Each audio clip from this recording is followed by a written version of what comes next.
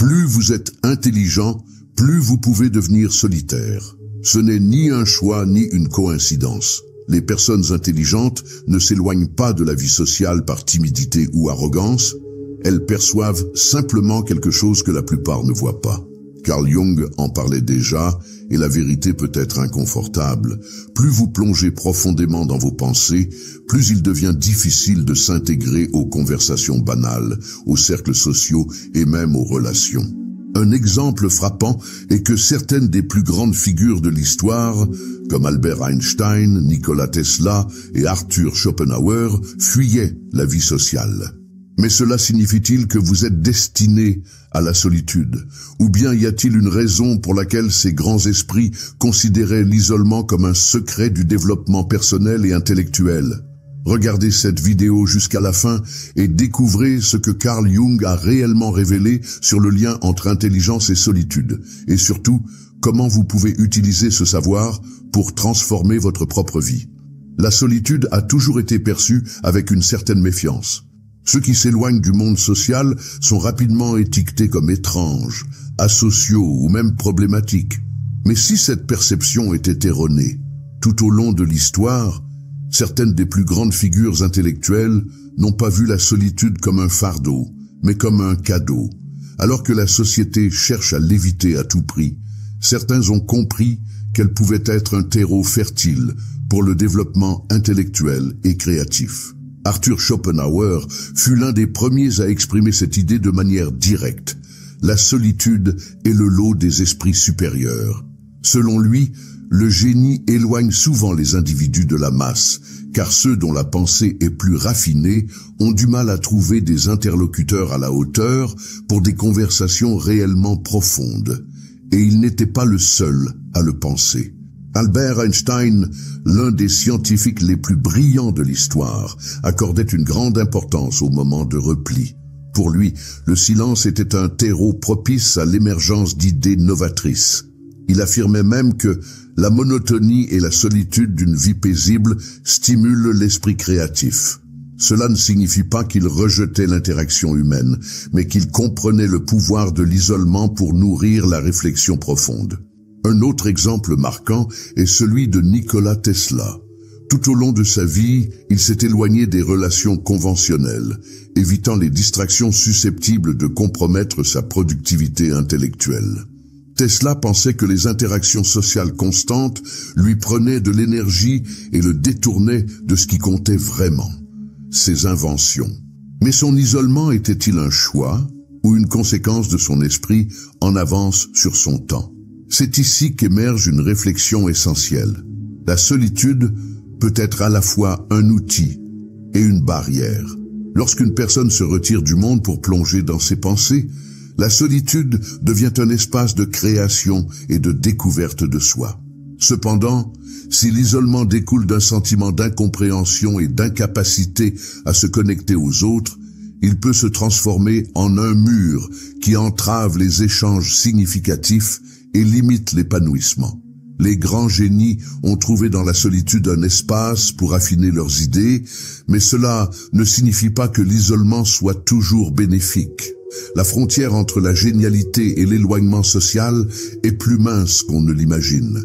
Si la société rejette ceux qui pensent différemment, l'isolement est-il toujours un choix ou est-ce la seule alternative pour ceux qui ne trouvent pas d'harmonie dans le monde extérieur?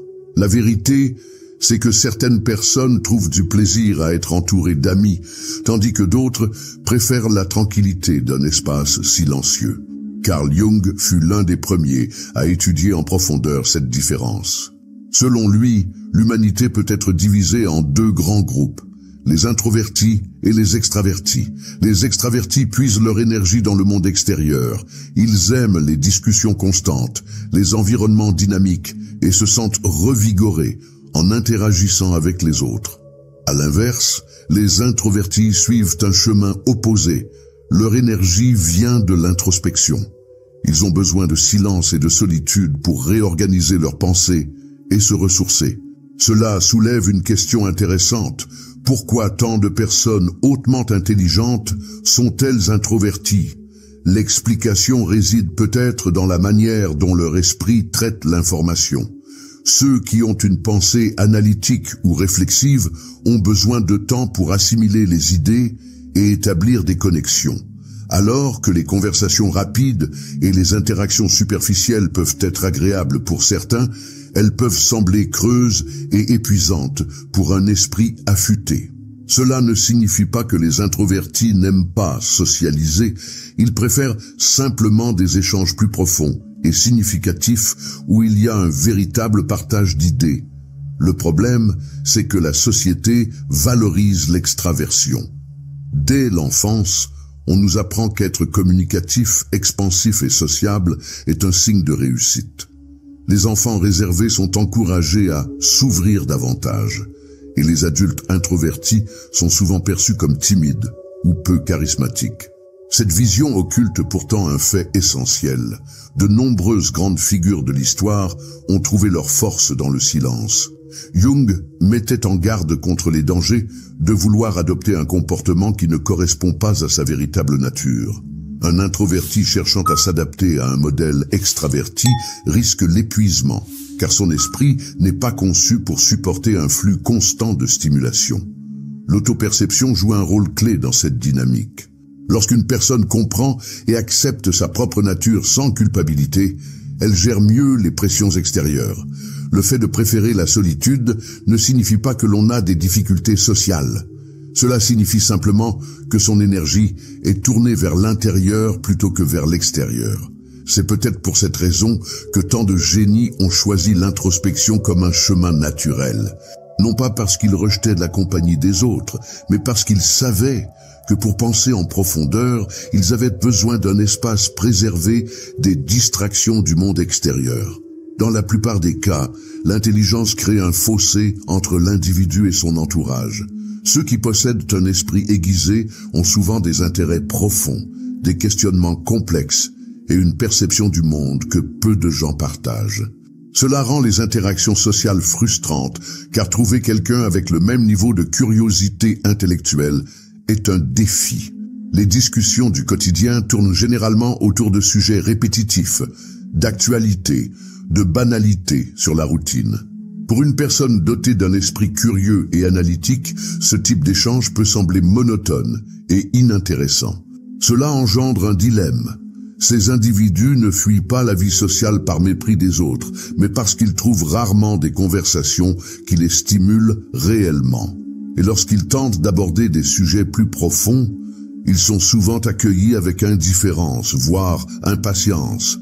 Des recherches montrent que les individus ayant un QI élevé ont tendance à préférer un contact social limité. La raison n'est ni l'arrogance ni la misanthropie, mais plutôt un besoin naturel de préserver leur énergie mentale pour ce qui les stimule réellement sur le plan intellectuel. Il existe également un facteur psychologique clé, la dissonance cognitive. Lorsqu'une personne réalise que ses pensées et réflexions sont en décalage avec les normes de la société, elle peut se sentir exclue. Ce sentiment d'incompatibilité pousse souvent à choisir le silence plutôt que des interactions frustrantes. Un autre élément qui complique la connexion avec autrui est l'exigence élevée en matière d'échange. Les personnes dotées d'une grande capacité analytique ne se satisfont pas de réponses vagues ou d'arguments superficiels. Elles recherchent des discussions enrichissantes, des échanges d'idées qui leur permettent d'élargir leur vision du monde. Or, ces conversations étant rares, elles finissent par éviter les interactions trop banales. Le prix de la génialité est souvent la solitude. Non pas parce que ces individus choisissent de s'isoler, mais parce que le monde ne leur offre pas toujours le type de connexion qu'ils recherchent. Ainsi, la solitude ne relève pas uniquement d'une préférence sociale, mais aussi d'une nécessité pour éviter la surcharge mentale. Les personnes hautement intelligentes possèdent généralement une sensibilité accrue à leur environnement. Les bruits excessifs, les foules, les conversations forcées et les interactions fréquentes peuvent être extrêmement épuisants. Ce type de stimulation excessive ne se contente pas de drainer leur énergie. Il peut provoquer une véritable fatigue mentale. Leur esprit est en perpétuelle activité, analysant, traitant des informations et identifiant des schémas. Alors que beaucoup interagissent Socialement, sans ressentir de fatigue particulière, ceux qui ont une perception plus affûtée ont besoin de moments de répit pour organiser leurs pensées et prévenir l'épuisement émotionnel. Carl Jung a exploré ce lien entre intelligence et sensibilité, en affirmant que plus une personne devient consciente d'elle-même, plus elle ressent intensément les émotions et le poids du monde qui l'entoure. L'introspection approfondie élargit la perception, rendant l'individu plus réceptif à ce qui se passe autour de lui. Ce phénomène est particulièrement visible chez les personnes dites hypersensibles, une caractéristique fréquente chez les esprits intuitifs et réfléchis. Ces individus ne se contentent pas d'observer leur environnement, ils l'absorbent, ils perçoivent les émotions, les tons de voix, les expressions subtiles et même les fluctuations d'énergie que la plupart des gens ignorent. Cela transforme chaque interaction sociale en une expérience intensément émotionnelle et parfois épuisante. Cette perception accrue peut être un véritable atout, car elle permet une compréhension plus profonde des autres et du monde environnant. Cependant, elle peut aussi devenir une source constante de surcharge. L'esprit de ces individus ne désactive jamais ce radar émotionnel et sensoriel, rendant les interactions prolongées, les foules et les conversations superficielles particulièrement éreintantes. Au-delà de l'impact émotionnel, il existe aussi un effet physiologique. Des études montrent que les personnes hypersensibles ont une activation plus intense de leur système nerveux face à des stimuli courants comme le bruit, les lumières vives ou les interactions multiples. Alors que la plupart des gens gèrent ces facteurs sans difficulté, ceux qui possèdent une sensibilité élevée ressentent une fatigue extrême après un événement social et ont besoin d'un temps de récupération plus long. Le problème n'est pas uniquement physique. Psychologiquement, la nécessité de s'adapter au rythme rapide de la société peut être un véritable fardeau. Beaucoup ressentent une pression constante pour participer à des interactions qui ne correspondent pas à leur mode de fonctionnement naturel. Lorsqu'ils tentent de prendre du recul pour préserver leur énergie, ils sont souvent perçus comme froids, distants ou désengagés. Ce jugement social crée un conflit interne permanent. Se conformer aux attentes et s'épuiser, ou respecter son besoin de solitude et être mal compris. Pour beaucoup, cette incompatibilité devient insoutenable. Avec le temps, l'épuisement émotionnel causé par un excès d'interaction les conduit à une issue presque inévitable, l'éloignement. Non pas par désintérêt pour les autres, mais parce que maintenir une présence sociale constante reviendrait à sacrifier leur bien-être mental. C'est pourquoi il est essentiel de comprendre ce mécanisme afin d'éviter le piège de l'isolement extrême. Les personnes hypersensibles doivent apprendre à poser des limites saines, à reconnaître les moments où elles ont besoin de se retirer pour se ressourcer et à s'assurer que cet éloignement ne devienne pas une fuite permanente. Au bout du compte, respecter sa propre nature est essentiel. Il n'y a rien de mal à avoir besoin de silence pour réorganiser son esprit.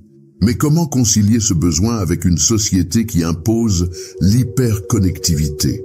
Nous vivons dans un monde où l'exposition, la communication rapide et la socialisation intense sont valorisées. Le succès est souvent mesuré par le nombre de relations, la présence constante aux événements et la capacité à interagir avec n'importe qui, à tout moment. Mais cette vision de l'interaction sociale ne convient pas à tout le monde. Pour ceux qui ont une perception plus profonde de la vie, la pression d'être toujours disponible peut être oppressante. La nécessité de maintenir des conversations superficielles, de participer à des échanges forcés et de s'adapter à un rythme social effréné peut engendrer une fatigue mentale considérable. Il existe une idée fausse selon laquelle les personnes plus réservées ou introspectives seraient antisociales, arrogantes ou même dépressives. Pourtant, tout le monde n'a pas besoin d'interaction constante pour se sentir épanoui. Le problème vient du fait que la société érige l'extraversion en idéal. Dès l'enfance, on encourage les enfants à être communicatifs et sociables, tandis que ceux qui préfèrent observer et réfléchir sont poussés à s'ouvrir davantage. Dans le monde du travail, ceux qui s'expriment le plus et se mettent en avant sont souvent perçus comme plus compétents, même s'ils ne possèdent pas nécessairement plus de connaissances. Ce modèle crée un conflit pour les individus plus introspectifs. L'effort pour s'y conformer peut conduire à une grande lassitude émotionnelle, au point que certains choisissent de se retirer complètement. Carl Jung critiquait déjà cette obsession de l'interaction permanente. Il affirmait que la plupart des relations sociales sont superficielles et que rares sont ceux capables de maintenir des discussions réellement enrichissantes. Selon lui, la quête de la connaissance de soi exige des moments de solitude, car c'est dans le silence que l'on peut véritablement entendre ses propres pensées à l'abri des influences extérieures. Mais être différent des normes sociales ne signifie pas être dans l'erreur. Chacun a sa propre manière d'interagir avec le monde, et il n'y a rien de mal à apprécier la solitude, tant qu'elle ne se transforme pas en isolement extrême. Le véritable défi n'est peut-être pas de se conformer à un modèle social imposé, mais plutôt d'apprendre à respecter sa nature sans culpabilité. En fin de compte, ceux qui choisissent la solitude perdent-ils vraiment quelque chose ? Ou protègent-ils simplement leur énergie dans un monde qui exige beaucoup sans toujours offrir en retour ? Être seul ne signifie pas être perdu. Une solitude choisie est un espace de liberté, un refuge où l'esprit peut s'étendre sans interférences extérieures. La société associe souvent la solitude à l'isolement social, mais cette vision est erronée. Ceux qui s'accordent des moments de retrait ne rejettent pas forcément le monde. Ils créent simplement un environnement propice à l'introspection et au développement personnel. Le silence offre une opportunité unique de réflexion. Sans distraction extérieure, il devient possible d'observer ses pensées avec plus de clarté, de reconnaître ses émotions et de comprendre ce qui est réellement essentiel. Ce processus est fondamental pour ceux qui aspirent à grandir intérieurement, car il permet d'explorer leur identité sans être influencé par les attentes des autres. La solitude agit comme un catalyseur pour la créativité, mais c'est dans l'équilibre avec les interactions humaines que les idées prennent vie et sens. Un excès de stimulation et d'échanges sociaux peut fragmenter l'attention et empêcher le développement de pensées complexes. À l'inverse, un esprit qui bénéficie d'un espace de calme peut voir émerger des concepts innovants avec plus de clarté. Mais il existe une dimension encore plus profonde dans l'expérience de la solitude. La liberté d'être pleinement soi-même, sans chercher la validation des autres. Beaucoup passent leur vie à adapter leur comportement aux attentes sociales, à rechercher l'approbation extérieure, parfois au détriment de leur propre essence. Pourtant, apprendre à être bien avec soi-même permet de réaliser que l'acceptation véritable ne vient pas des autres, mais de soi. Ce cheminement correspond à ce que Jung appelait l'individuation, un processus qui conduit chaque personne à prendre pleinement conscience de son identité unique. Se détacher du bruit du monde ne signifie pas fuir la réalité, mais plutôt créer un espace pour évoluer librement sans influence inutile. Cependant, la liberté que procure la solitude n'existe que lorsqu'elle est un choix. Lorsqu'elle résulte de la peur ou de la frustration, elle peut devenir une prison plutôt qu'un tremplin vers l'épanouissement. C'est pourquoi il est essentiel de faire la différence entre solitude et isolement. La première est un état de plénitude intérieure, tandis que le second peut être le reflet d'une souffrance et d'une déconnexion du monde. Le véritable secret réside dans l'équilibre, savoir apprécier les moments d'introspection sans couper totalement les liens avec les autres. Utiliser la solitude pour renforcer son esprit, comprendre ses émotions et réaligner ses objectifs, sans tomber dans le piège d'un repli excessif. Parce que la véritable liberté ne réside pas dans le nombre de personnes qui nous entourent, mais dans la capacité à être en paix avec soi-même, que l'on soit seul ou accompagné. Être seul peut être une expérience libératrice, mais cela peut aussi devenir un fardeau. La solitude peut être un choix conscient ou la conséquence d'un éloignement involontaire. Et c'est cette différence qui détermine si elle sera une source de croissance ou un obstacle au bien-être. L'isolement volontaire survient lorsqu'une personne décide consciemment de se retirer pour réfléchir, étudier, créer ou simplement réorganiser ses pensées. Ce choix est guidé par un désir d'introspection et d'autoconnaissance. C'est une solitude saine, où l'individu se sent à l'aise avec sa propre compagnie. En revanche, l'isolement nocif apparaît lorsqu'une personne s'éloigne parce qu'elle se sent en décalage avec le monde, incomprise ou rejetée. Ce repli, au lieu d'être un refuge pour évoluer, devient une barrière qui l'empêche d'établir des connexions significatives. Mais comment savoir si l'isolement est bénéfique ou nuisible? La réponse réside dans son impact sur l'état émotionnel et mental. Si la solitude apporte clarté, paix et créativité, elle est sans doute un choix sain. Mais si elle engendre tristesse, apathie et vide, il est peut-être temps de réévaluer la situation. Un autre facteur clé est la durée. S'éloigner de temps en temps peut être revitalisant, mais une solitude prolongée et dépourvue de toute interaction humaine peut avoir des effets négatifs sur la santé mentale. L'absence de connexion significative peut entraîner un isolement émotionnel, rendant difficile tout retour vers les autres. C'est pourquoi l'équilibre entre solitude et lien social est essentiel. Respecter son besoin de moments de solitude, sans culpabilité ni pression sociale, est fondamental pour le développement personnel. Mais il est tout aussi important de ne pas couper tous les ponts, car l'apprentissage ne vient pas seulement de l'introspection, mais aussi des échanges avec autrui. Après tout, le véritable défi n'est pas d'éviter la solitude, mais de l'utiliser intelligemment. Toute personne solitaire n'est pas nécessairement intelligente, et toute personne intelligente n'est pas forcément solitaire. Pourtant, il existe un lien indéniable entre la pensée profonde et la solitude. L'esprit analytique a besoin d'espace pour s'étendre.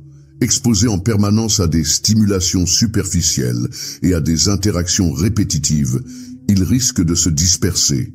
C'est là que la solitude devient une nécessité pour ceux qui cherchent à approfondir leur intellect. Mais la réflexion profonde exige-t-elle vraiment la solitude? Tout dépend de l'équilibre entre le monde intérieur et le monde extérieur. Ceux qui s'accordent des moments de solitude peuvent mieux organiser leurs pensées, réfléchir sans interruption et nourrir leur créativité. Ce temps seul est crucial pour le développement intellectuel, car il permet une pensée indépendante, libre des influences extérieures. Cependant, le danger réside dans la transformation de cet éloignement en un isolement permanent. Il est facile de croire que la solitude est la seule voie pour ceux qui recherchent la connaissance et l'épanouissement. Certains évitent même les interactions sociales non par choix, mais par frustration, convaincus que le monde extérieur n'a rien à leur offrir. C'est l'un des grands risques de l'isolement prolongé, la déconnexion progressive de la réalité. Quand une personne reste trop longtemps dans sa bulle, elle perd l'opportunité de confronter ses idées à d'autres perspectives et d'enrichir sa pensée à travers le dialogue. Carl Jung mettait en garde contre ce danger. Il soulignait l'importance de l'introspection, tout en rappelant que l'épanouissement personnel repose sur un équilibre entre réflexion intérieure et interactions extérieures. Un isolement excessif peut entraîner une rigidité mentale, une réticence à accueillir de nouvelles idées, et l'illusion que la solitude est la seule réponse. Un autre piège de l'isolement est le développement d'un sentiment de supériorité intellectuelle. Lorsqu'une personne se retire parce qu'elle estime ne pas trouver d'échange stimulant, elle risque de tomber dans l'idée que personne autour d'elle n'a quelque chose d'intéressant à apporter. Cette mentalité peut renforcer encore davantage son isolement, la coupant de perspectives précieuses. Alors, comment éviter ces pièges? La première étape est de comprendre que la profondeur intellectuelle n'exclut pas la simplicité des interactions humaines. Toutes les conversations n'ont pas besoin d'être stimulantes ou philosophiques pour avoir de la valeur. Même des échanges légers peuvent offrir des aperçus intéressants sur la façon dont les autres perçoivent le monde. Être présent dans ces interactions sans l'attente constante d'un débat intellectuel peut rendre ces moments plus agréables et enrichissants. Une autre approche consiste à rechercher activement des environnements où les échanges intellectuels sont favorisés. Plutôt que de chercher des connexions au hasard, il peut être plus bénéfique de rejoindre des groupes ou des communautés partageant des intérêts similaires. Aujourd'hui, grâce à la technologie et à l'accès à l'information, il est plus facile que jamais de trouver des cercles où la pensée critique, la créativité et la réflexion sont appréciées.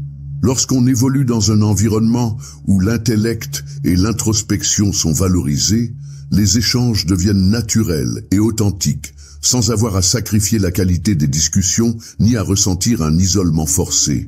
Il est également essentiel de pratiquer l'écoute active et de cultiver une curiosité sincère. Bien souvent, la sensation de ne pas trouver de personnes intéressantes découle plus de la manière dont nous abordons les interactions que d'un réel manque d'individus stimulants autour de nous. Poser les bonnes questions, s'intéresser véritablement au point de vue des autres et accepter de sortir de sa propre bulle intellectuelle peuvent transformer même les conversations les plus simples en échanges enrichissants. L'apprentissage ne vient pas seulement de ceux qui partagent exactement notre vision du monde, mais aussi, et surtout, du contraste entre différentes façons de penser. De plus, trouver un équilibre entre introspection et interaction sociale permet d'éviter aussi bien la surcharge mentale que l'isolement extrême. Les moments de solitude sont essentiels pour organiser ses pensées et approfondir ses idées, mais c'est à travers les échanges que celles-ci sont mises à l'épreuve et se renforcent. Savoir quand se retirer pour préserver sa clarté mentale et quand se laisser aller à des interactions légères, sans exiger que chaque conversation soit profonde, apporte plus de flexibilité dans notre rapport au monde. L'intelligence ne devrait pas être un facteur de séparation, mais un outil permettant de naviguer plus sereinement entre les différentes formes d'interaction humaine. Apprendre à gérer son besoin de réflexion sans rejeter les expériences plus simples peut être la clé d'une vie plus équilibrée, où la solitude est une alliée mais ne devient pas un enfermement qui freine l'évolution personnelle. Le secret réside dans l'usage que l'on fait de la solitude. Elle doit être un instrument de croissance et non un refuge absolu. Le temps passé seul doit servir à nourrir l'esprit, à structurer la pensée et à approfondir ses connaissances, sans pour autant minimiser la richesse des interactions humaines. La véritable intelligence ne se limite pas à la capacité de réfléchir en profondeur. Elle inclut aussi l'aptitude à osciller entre l'introspection et la connexion avec le monde. L'isolement peut être nécessaire à la construction d'une pensée critique, mais ce sont les échanges, les défis et les nouvelles expériences qui lui permettent de rester en mouvement et d'évoluer. Au final, la solitude ne doit pas être perçue comme une prison, mais comme un espace de liberté, un lieu où l'esprit peut respirer, se fortifier et revenir au monde avec une vision encore plus claire. Car être intelligent ne signifie pas fuir la vie sociale. Cela signifie savoir quand il est temps de se retirer et quand il est temps de se reconnecter. La solitude peut être un fardeau ou un cadeau. Tout dépend de la manière dont on l'appréhende. Si nous avons appris quelque chose ici, c'est que s'éloigner du monde ne signifie pas rejeter la vie sociale, mais souvent répondre à un besoin d'approfondissement, de réflexion et de croissance personnelle. Les plus grands esprits de l'histoire ont trouvé dans la solitude un terrain fertile pour faire mûrir leurs idées, mais c'est dans l'échange avec le monde qu'elles ont pris vie. Le silence, loin d'être un vide, est souvent l'environnement le plus propice à la créativité et à la découverte de soi. Toutefois, un isolement excessif peut devenir un piège. Lorsqu'une personne se coupe totalement du monde, elle risque de perdre le contact avec la réalité et de passer à côté d'apprentissages essentiels. L'équilibre est donc crucial. S'accorder des moments d'introspection tout en restant ouvert aux échanges et aux connexions humaines. La vraie question n'est pas de savoir si les personnes intelligentes évitent la vie sociale, mais pourquoi elles le font. Il ne s'agit pas toujours d'un choix conscient. Parfois, c'est simplement une réponse naturelle à un monde qui semble trop bruyant, trop rapide, trop superficiel. La solitude et l'intelligence sont plus liées qu'on ne le pense. Comprendre cette dynamique est essentiel pour mener une vie plus authentique. Le modèle social dominant ne convient pas à tout le monde et apprendre à respecter son besoin de silence et de réflexion peut apporter une véritable sensation de liberté et de clarté mentale. Si nous devons retenir une chose, c'est que la solitude ne doit pas être crainte. Elle peut devenir un atout précieux. S'accorder des moments de retrait permet de se recentrer, de mieux se connaître et d'établir des liens plus sincères avec les autres. Maintenant, je vous invite à mettre cette réflexion en pratique dans votre propre vie. Observez vos moments de solitude et analysez leur impact sur votre façon de penser, de ressentir et d'agir. Trouvez l'équilibre entre introspection et connexion et voyez comment cela peut enrichir votre parcours personnel.